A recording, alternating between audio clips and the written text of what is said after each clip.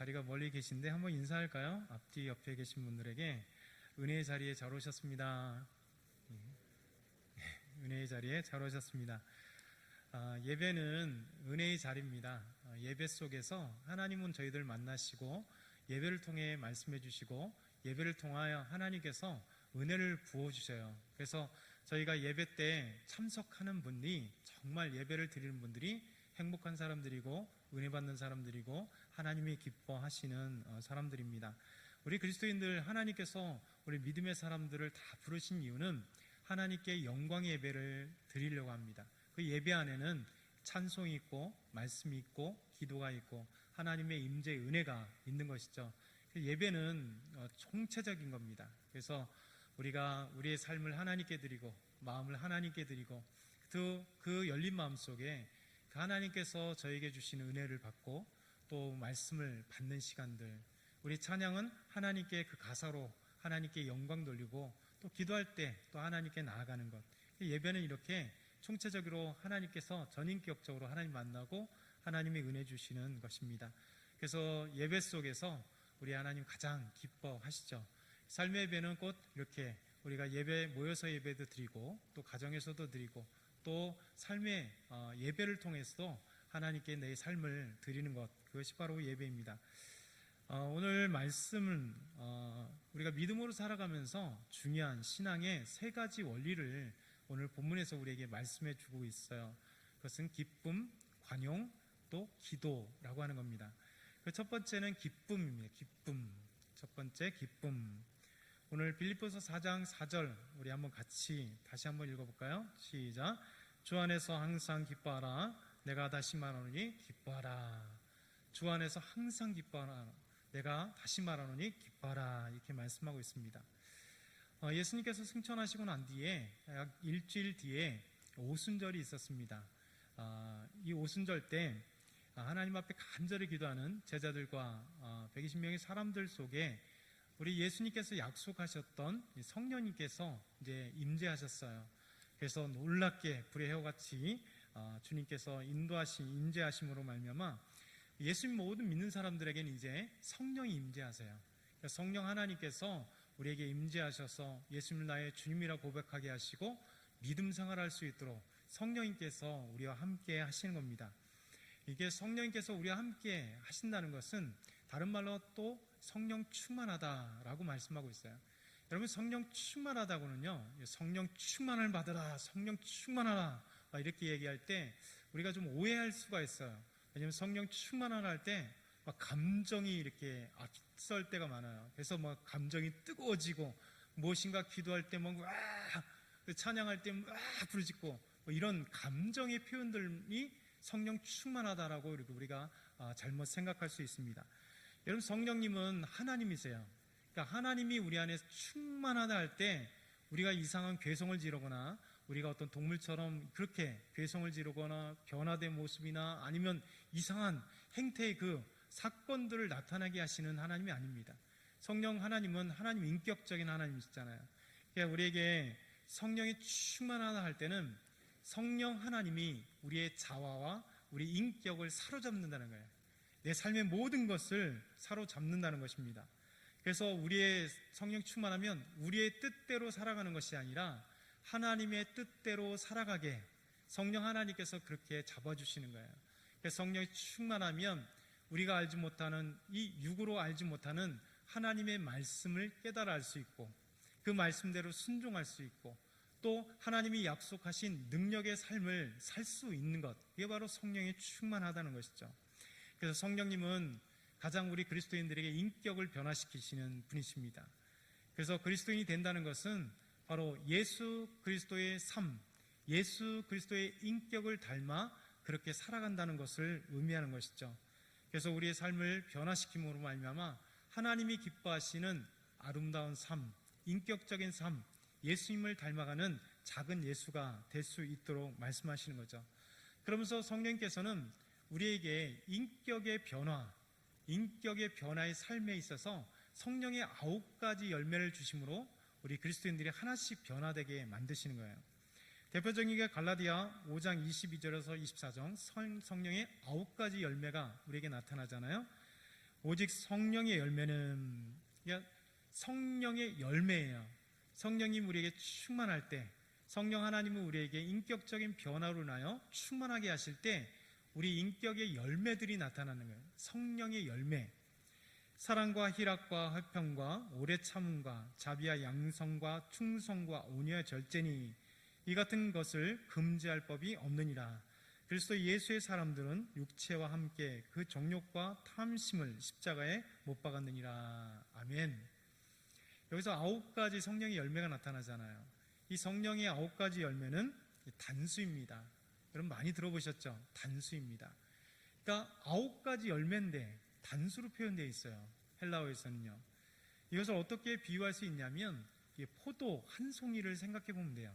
우리는 포도 한 송이를 그냥 한 송이잖아요. 근데 포도 알맹이가 어떤 건 뭐 수십 개도 달려있고 이렇게 풍성합니다. 그런데 포도 알맹이가 여러 개인데도 불구하고 이것이 한 송이예요. 마찬가지입니다. 성령님께서 우리에게 성령 충만하게 하심으로 우리 삶에 성령님께서 인격의 변화로 일으키는 그런 성령의 은혜를 주시는데 이 은혜가 성령의 열매로 나타나는데 하나의 단수. 그러니까 성령이 충만하면요, 이것이 사랑만 가득한 사람이 없다는 거예요. 희락만 가득한 사람이 없다는 거예요. 화평이나 오래 참음만 가득한 사람이 없다는 거예요. 양성이나 충성이나 오래 참음만 가득한 사람이 없다는 거예요. 한 가지가 가득한 것이 아니라 다 연결되어 있습니다. 자세히 살펴보면 이 성령의 9가지 열매가 우리 인격의 변화로 나타나고 아름다운 성령의 은혜로 나타나는 그 열매들은 이렇게 같이 성숙해가는 모습으로 우리에게 되어 있는 것이죠. 그래서 성령의 열매 중에 사랑과 희락이 기쁨이에요.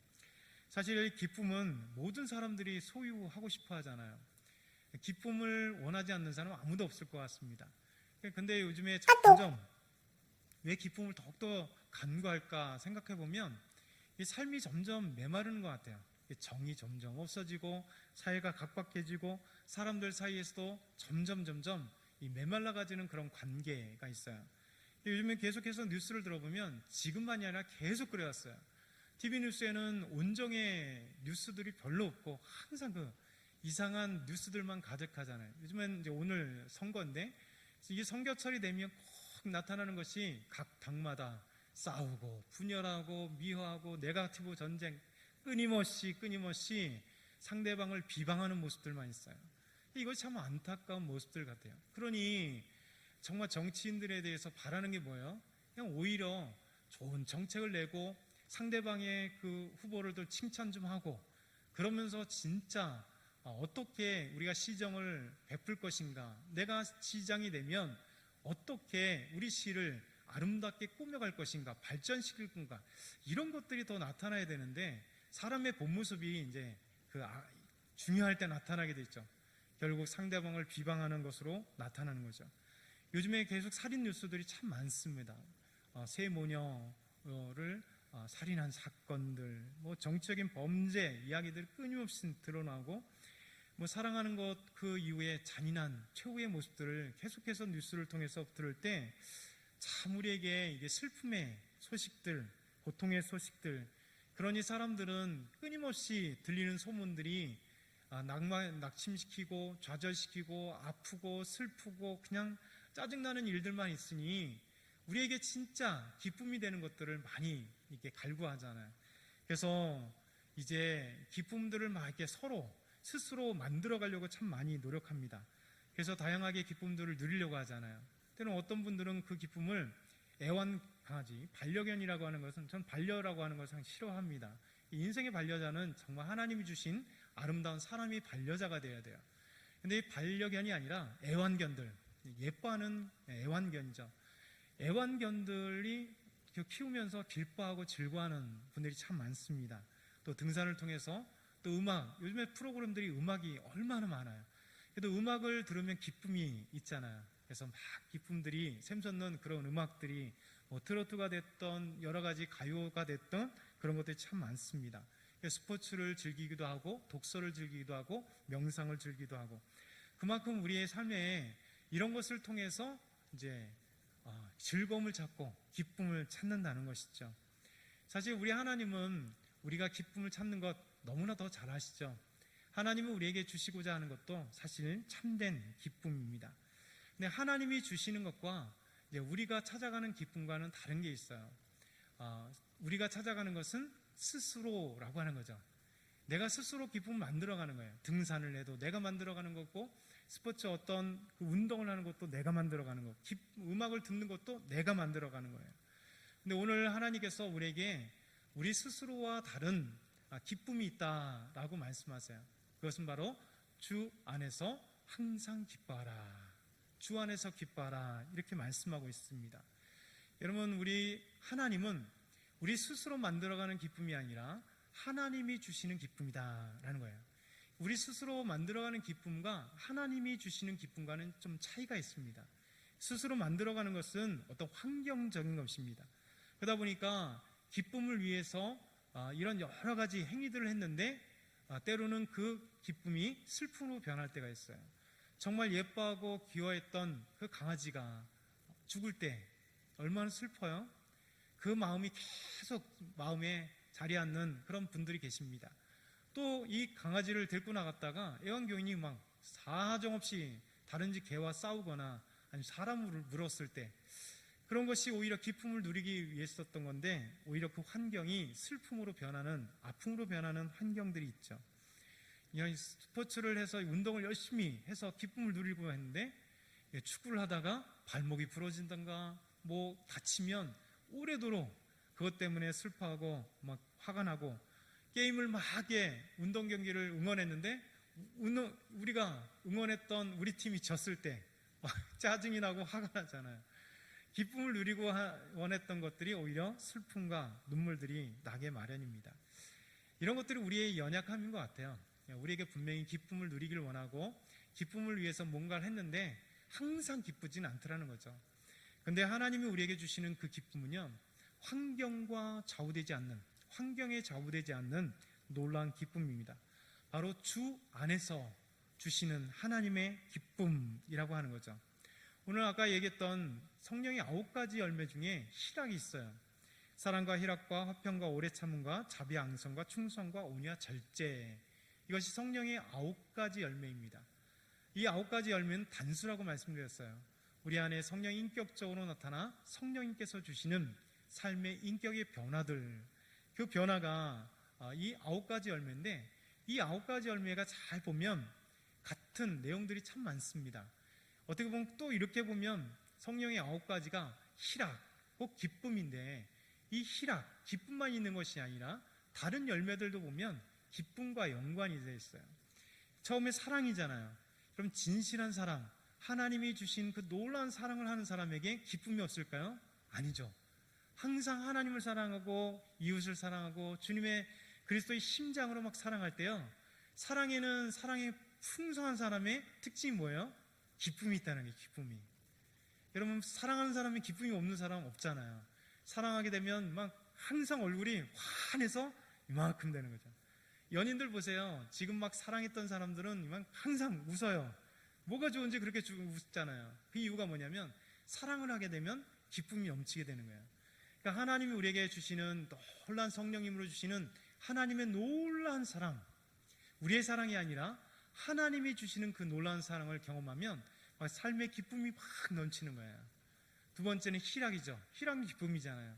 성령님 우리에게 그 희락을 주시면 어떤 환경이 되었던 삶의 문제가 있어서 고통이 있고 희락이 없는 게 아니라 문제가 찾아와도 감사가 넘쳐나고 기쁨이 넘쳐나고 하나님 앞에 은혜요 찬송이잖아요. 그러니까 성령 충만한 사람들의 특징이에요. 성령 충만한 사람들은 성령님이 나를 사로잡기 때문에 정말 사랑이 넘쳐나요. 사랑이 넘쳐난 사람이 희락이 넘쳐나죠. 희락이 넘쳐난 사람들은 화평해요. 여러분, 사랑과 희락이 가득한 사람들이 막 분내고 싸우는 거 보셨어요? 그렇지 않잖아요. 다 연결되는 겁니다.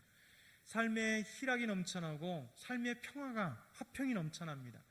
그리스도 안에서 사람들을 용서하고 그리스도 안에서 사람을 사랑하니까 마음 가운데 화평이 막 넘쳐나게 되어 있습니다. 화평이 넘쳐나고 사랑이 나오는 사람들은 오래 참잖아요. 여러분, 사랑이 있고 희락이 있고 화평 있는 사람들이 어떤 잘못됐다는 일에서 바로 분노하면서 막 싸우는 사람 보셨나요? 그렇지 않더라는 거예요. 그래서 오래 참게 돼 있어요. 왜? 하나님의 사랑을 품었기 때문에, 그 하나님의 사랑을 통하여 예수님이 오래 참으시고 인내하셨듯이 우리의 삶의 인격이 변화되는 것입니다. 그래서 우리가 성령 충만하냐 충만하지 않느냐는 이 성령의 열매가 내 인격적으로 나타나느냐 안 나타나는 거 보는 거예요.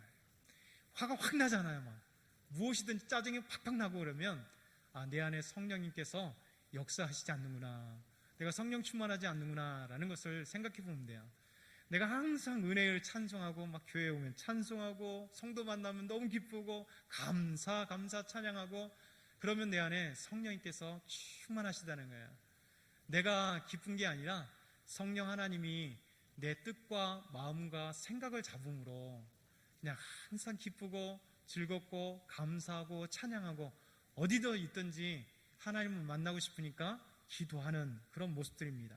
그 이후의 모든 또 9가지 열매 중에도 이런 것입니다. 자비와 양성과 충성과 온유와 절제, 이런 모든 것들이 다 연결이 되어 있어요. 그래서 아름다운 인격의 열매가 아름다운 기쁨과 감사와 찬양과 사랑과 그런 것들이 이렇게 열매로 맺어지는 거죠. 그래서 성령의 9가지 열매는 이렇게 기쁨과 또 연관이 되어 있습니다. 이사야 선지자도 보면 여호와의 영이 임했을 때 어떤 일이 나타날 것이며 또 성령께서 회복하실 때 어떤 일이 벌어질까에 대해서 이사야 61장 3절에 이렇게 말씀하세요. 무릇 시온에서 슬퍼하는 자에게 화관을 주어. 참 아름답잖아요. 여호와의 영이 내게 임하면 1절에 메시아가 오셔서 하는 얘기가 있고요, 3절에 뭐라고 하냐면 우리에게 슬퍼하는 자에게 화관을 주어 그 죄를 대신하여 기쁨의 기름으로. 그러니까 슬플 때 죄를 뿌려가면서 베옷을 입고 죄를 뿌며 슬픔의 표현을 한 거거든요. 그 죄가 이 죄, 태워서 만들어진 죄를 얘기하는 거예요. 그 죄를 뿌리면서 그렇게 슬픔의 표현을 했는데 그게 변한대요. 그러니까 슬픔이 변하여 그 죄가 변하여 이제 기쁨의 기름이 되었다라고 말씀하세요. 그래서 그 슬픔을 대신하며 찬송의 옷으로 그 근심을 대신하고 그들이 의의 나무 곧 여호와께서 심으신 그 영광을 나타낼 자라 일컬음을 받게 하려 하심이라. 여호와의 영이 임하시면 얼마나 우리 삶 가운데 고통과 슬픔과 아픔과 눈물과 절망 이런 것들 다 바꿔주셔서 우리에게 기쁨으로 아름다운 것들로 우리에게 바꿔주신다 말씀하고 계세요. 또 61장 7절에 보면 이렇게 말씀하세요. 61장 7절 같이 한번 읽어볼까요? 시작. 너희가 수치 대신에 보상을 배나 얻으며 능욕 대신에 몫으로 말미암아 즐거워할 것이라. 그리하여 그들의 땅에서 갑절이나 얻고 영원한 기쁨이 있으리라. 여호와의 영이 임하실 때 우리에게 주시는 것 뭐라고 얘기합니까? 너희 수치 대신에 보상을 변화받게 하신다.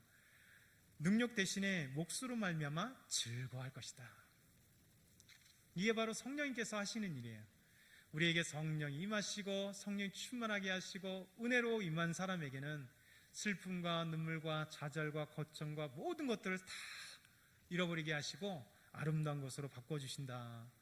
우리 예수님도요, 이제 제자들에게 내가 떠나갈 것에 대해서 요한복음 16장에 말씀하세요. 근데 예수님이 다시 오실 때, 그러니까 성령을 너에게 보혜사 성령을 주시겠다 약속하시면서 예수님이 다시 오실 때 어떤 것을 주실까? 요한복음 16장 21절에 이렇게 말씀하세요. 우리 같이 한번 읽어볼까요? 시작. 지금은 너희가 근심하나 내가 다시 너희를 보리니 너희 마음이 기쁠 것이요 너희 기쁨을 빼앗을 자가 없으리라. 여러분, 지금은 너희가 근심한다. 내가 떠나간다 얘기하니까 근심하나 내가 다시 올 때 너희에게 기쁨을 줄 거래요. 이 기쁨은 주님께서 주시는 기쁨, 주 안에 이루어지는 놀라운 기쁨은 그 어떤 사람이 빼앗을 수 없대요. 무엇을 얘기합니까? 어떤 환경이 내 기쁨, 주 안에 있는 그 기쁨을 빼앗아갈 수 없다는 거예요. 우리 주님께서 주시는 기쁨은요, 환경에 의해서 좌우되지 않는 참된 기쁨. 그러면서 예수님께서 기도할 때도 기쁨이 있다고 말씀하세요. 16장 24절에도 이렇게 말씀합니다. 지금까지는 너희가 내 이름으로 아무것도 구하지 아니하였으나 구하라 그리하면 받으리니 너희 기쁨이 충만함이라. 여러분 놀랍잖아요. 예수님 말씀하세요. 너희가 지금까지 내 이름으로 구하지 않았다. 그러나 내 이름으로 구하라. 꼭 기도하라. 그러면 기도의 응답 때문에 너희 기쁨이 충만하리라 말씀하고 계세요. 여러분 기도할 때도 놀라운 은혜가 있는 것이죠. 이렇게 바울은 우리에게 주 안에서 기뻐하라 명령하세요. 우리가 얼마나 기뻐하지 못하면 참된 기쁨이 있는데 주 안에서 주님께서 주시는 놀라운 기쁨이 있는데 기쁨이 아닌 다른 것으로 기쁨을 얻으려고 한다는 거예요. 그래서 주 안에서 너희가 기뻐하라 그러면서 그 앞에 뭐라고 얘기했냐면 항상. 그럼 주 안에서 기뻐하는 것은 어떤 때만 기뻐하는 것 아니라는 거예요. 돈을 잠깐 얻었을 때만 기뻐하는 것이 아니라, 건강을 잠깐 얻었을 때만 기뻐하는 것이 아니라, 자녀들이 직장에 들어갔을 때만 기뻐하는 것이 아니라, 대학에 들어갔을 때만 기뻐하는 것이 아니라, 결혼했을 때만 기뻐하는 것이 아니라, 손주가 태어났을 때만 기뻐하는 것이 아니라 항상 기뻐하라는 거예요. 비록 이 항상은요 좋을 때만 뿐만 아니라 나쁠 때도, 어려울 때도, 고난 중에도, 슬퍼할 때도 주 안에서 항상 기뻐하라 우리 주님께서 말씀하고 계세요. 여러분 성령께서 우리에게 주시는 놀라운 기쁨, 주 안에서 주시는 우리 예수 그리스도께서 주시는 이 기쁨, 하나님이 주시는 이 기쁨은 항상 기뻐할 수 있는 그 놀라운 기쁨이라는 것입니다. 여러분 이 기쁨은 마치 예수님께서 말씀하신 그 배에서 생수가 흘러나리라. 우리의 성령께서 임하시고 우리 안에 끊이지 않는 생수, 영원한 생수가 우리의 뱃속에서 흘러나오는 그거예요. 여러분 참된 생수는 여러분 가뭄이 있다고 해서 마르지 않습니다. 여러분 잠깐 있던 산 계곡의 물에서 침투해서 거기서 잠깐 나오는 물은요 조금만 가뭄이 들고 메마르면 물이 나오지 않아요. 그런데 깊은 곳에서 많은 물이 저장되었다가 퐁퐁퐁퐁 샜는 그런 생수는요 가뭄이 오래 가도 그 안에 생수가 척척척척 나오는 거예요. 마치 이런 것 같아요. 성령의 생수, 주 안에서 주신 놀라운 그 기쁨은요 어떤 고난이 인생의 가뭄이 들어도 우리 안에 성령께서 우리 안에 정말 기쁨의 생수가 넘쳐나는, 은혜의 생수가 넘쳐나는, 진리의 생수가 넘쳐나는 그 기쁨을 우리에게 주신다 말씀하세요. 이게 첫 번째 기쁨이에요. 두 번째는요 관용. 우리 5절 한번 같이 읽어볼까요? 5절 같이 읽겠습니다. 시작. 너희 관용을 모든 사람에게 알게 하라. 주께서 가까우시니라. 여러분 관용이라고 하는 것은 자제, 극기를 의미합니다. 그래서 스스로 자기 마음과 행동을 다스리는 것. 관용하는 사람은 자기 권리를 최대한도까지 없이 하는 겁니다. 그러니까 주장하지 않는 거예요. 그러니까 자기가 할 수 있는 대로 최대한까지 그것까지 참고 인내하는 그것이 관용입니다.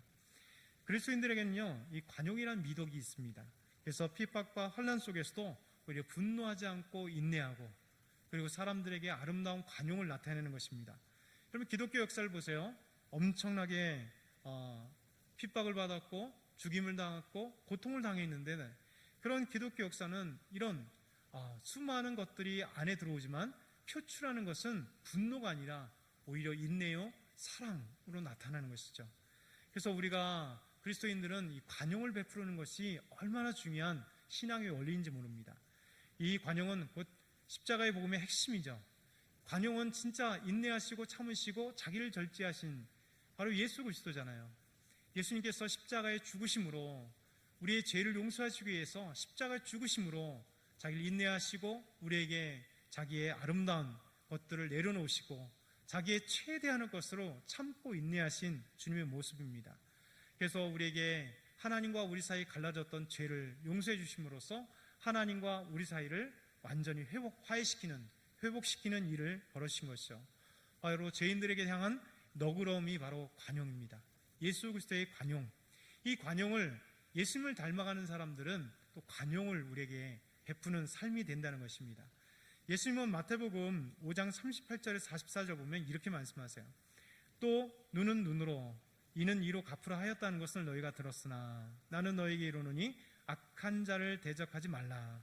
누구든지 내 오른뺨을 치거든 왼뺨도 돌려대며 또 너를 고발하여 소까지 가지고자 하는 자는 자에게 거두까지도 가지게 하며 또 누구든지 너를 억지로 오리를 가게 하거든 그 사람과 심리를 동행하고 내게 구하는 자에게 주며 내게 꾸고자 하는 자에게 거절하지 말라. 또 내 이웃을 사랑하고 내 이웃을 미워하라 하였다는 것을 너희가 들었으나 나는 너에게 이르노니 너희 원수를 사랑하며 너희를 박해하는 자를 위하여 기도하라. 여러분, 이 최고의 관용의 모습이 바로 이것이죠. 오리를 가고자 하면 심리까지 가주는 것, 속까지 다 내어주는 삶, 곧 원수를 사랑하며 너희를 박해하는 자까지 기도해주는 삶이, 이게 바로 예수님을 닮아간 사람이고 예수님께서 관용을 베푸신 아름다운 삶이 우리 그리스도인들에게 관용의 삶으로 나타난다는 것이죠.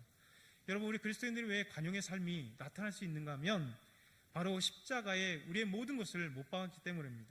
아까 읽었었던 갈라디아 5장 24절은 이렇게 말씀하죠.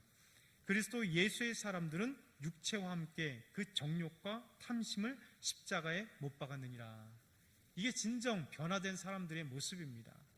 여러분, 진짜 그리스도인들은요, 우리가 십자가에 못 박아서 우리 죄만 다 주님과 함께 죽은 것이 아니라 바로 우리의 정욕과 탐욕, 우리의 죄악들도 십자가에 다 못 박음으로 우리의 아름다운 변화의 삶이 있다는 거예요. 그래서 우리가 관용의 삶이 우리에게 있다. 이 관용은 그래서 그리스도의 삶으로 보여주는 것이 관용, 그리스도인의 삶의 모습입니다. 빌립보서 4장 5절 읽었었던 너희 관용을 모든 사람에게 알게 하라. 주께서 가까우십니다. 그러니까 삶으로 관용을 보여주라는 겁니다. 마지막 세 번째, 기도입니다. 기도. 우리 빌립보서 4장 6절 우리 한번 같이 읽겠습니다. 시작. 아무것도 염려하지 말고 다만 모든 일에 기도와 간구로 너희 구할 것을 감사함으로 하나님께 아뢰라. 우리 삶은 염려로 이렇게 압축돼요. 염려 없는 사람은 없는 것 같아요. 그래서 항상 성경에 보면 염려하지 말라, 근심하지 말라 이렇게 얘기하는 것은 우리 삶은 모두가 염려 속에 있다는 거예요. 돈 걱정, 자녀 걱정, 직장 걱정, 그 건강 걱정, 내일 걱정, 끊임없이 걱정과 염려 속에 우리는 사는 것이죠. 근데 우리 사도 바울은 오늘 뭐라고 말씀하시냐면 아무것도 염려하지 말래요. 우리가 염려 인생인데 왜 아무것도 염려하지 말라? 왜 염려하지 말아야 될 이유가 무엇이냐면 기도가 있기 때문에 그렇다라고 말씀하고 계세요. 여러분, 기도 때문에 우리가 염려하지 말아야 된다. 여러분, 기도는 무엇일까요? 우리 힘으로 할 수 없는 것, 그것을 이루시는 하나님의 열쇠가 바로 기도예요. 우리가 염려가 생기면 우리는 염려 때문에 시야가 좁아져요. 그래서 해결을 잘 못합니다. 염려가 생기면 그냥 노심초사하고 근심하고 걱정하고 삶을 푸념해요. 그리고 이리 뛰고 저리 뛰어도 삶 문제를 제대로 해결하지 못합니다. 그런데 잠시 우리가 마음을 잠깐 내려놓고 하나님을 의지하며 하나님께 기도하면요, 우리 하나님이 그 기도에 대해서 응답하십니다. 기도를 들으시고 그 하나님께서 기도에 응답하시는 거예요. 그래서 오늘 6절 말씀에 뭐라고 얘기냐면 아무것도 염려하지 말고 다만 모든 일에 기도와 간구로 너희 구할 것을 감사함으로 아뢰라. 이것이 사도 바울이 우리에게 주시는 것입니다. 우리가 염려 때문에 눈이 가려져 있는 우리가 잠시 주님을 의지하고 기도할 때 눈이 떼인다는 거예요. 영적인 눈이 띄인다는 것입니다. 삶의 문제를 어떻게 해결해야 될지, 이 돈의 문제를 어떻게 해결해야 될지, 우리 자녀들의 문제를 어떻게 해결해야 될지, 자녀들의 신앙의 문제를 어떻게 해결해야 될지 기도를 통하여 우리 하나님 그 기도를 들으시고 그 기도에 대해서 응답하시고 역사하시고 일하신다는 겁니다. 여러분, 기도하면 어떤 일이 벌어지는가? 7절에 이렇게 말씀합니다. 같이 7절 읽겠습니다. 시작. 그리하면 모든 지각에 뛰어난 하나님의 평강이 그리스도 예수 안에서 너희 마음과 생각을 지키시리라. 염려하고는 우리에게 기도할 때 어떻게 된다고요? 하나님이 우리의 마음과 생각을 지켜주세요. 그래서 염려하지 않게 된다는 거예요. 불안하지 않게 된다는 거예요. 하나님을 신뢰하고 의지하니 우리 하나님께서 우리 마음과 생각을 지켜주시기 때문에 든든하다는 겁니다. 그래서 모든 지각에 뛰어난 하나님, 우리 하나님은 전지하시잖아요. 모든 것을 알고 계시잖아요. 모든 지각에 뛰어난 하나님, 모든 비밀을 알고 계시고 모든 문제 해결점을 알고 계시는 하나님, 지각에 뛰어난 하나님께서 우리의 기도를 들어주신다는 거예요. 듣고 계신다는 거예요. 그리고 그 기도에 응답하신다는 겁니다. 그러면서 평강의 하나님, 하나님의 평강이, 왜 평강을 얘기할까요? 근심하고 있잖아요. 염려하고 있잖아요. 우리가 염려하니까 염려하지 말아라. 하나님은 하나님의 평강이 그리스도 예수 안에서 너희 마음과 생각을 지키시리라. 여러분, 그러니 게임 끝이에요. 우리가 염려할 때 아무것도 염려하지 말아야 될 이유는 바로 하나님의 평강이 그리스도 예수 안에서 우리 마음과 생각을 지키시기 때문에, 근심, 걱정, 염려하는 모든 것들을 하나님 다 알고 계시기 때문에 이것을 지켜주셔서 더 이상 염려하지 않고 오히려 하나님을 신뢰하며 하나님께서 해결해 주실 것을 믿고 기도하는 것. 그러면 우리 전능하신 하나님께서 기도에 응답을 해주신다는 거예요. 오늘 말씀을 정리합니다. 3가지입니다. 3가지. 첫 번째, 기쁨. 주 안에서 항상 기뻐하라. 두 번째, 관용. 모든 사람들에게 관용을 보여주어라. 세 번째, 기도. 어떻게 해요? 아무것도 염려하지 말고 모든 일을 기도와 간구로 하나님께 아뢰라. 그러면 우리 하나님께서 하나님의 평강이 그리스도 예수 안에서 너희 마음과 생각을 지켜주시고 응답해 주신다. 이것이 바로 우리 그리스도인들에게 신앙의 3가지 원리예요. 저와 여러분이 이 3가지 원리 속에서 항상 기쁨을 얻고 충만하고 은혜에 충만한 여러분 다 되기를 축원합니다. 사랑의 하나님 아버지, 감사합니다. 오늘 아름다운 말씀 주셔서 감사합니다.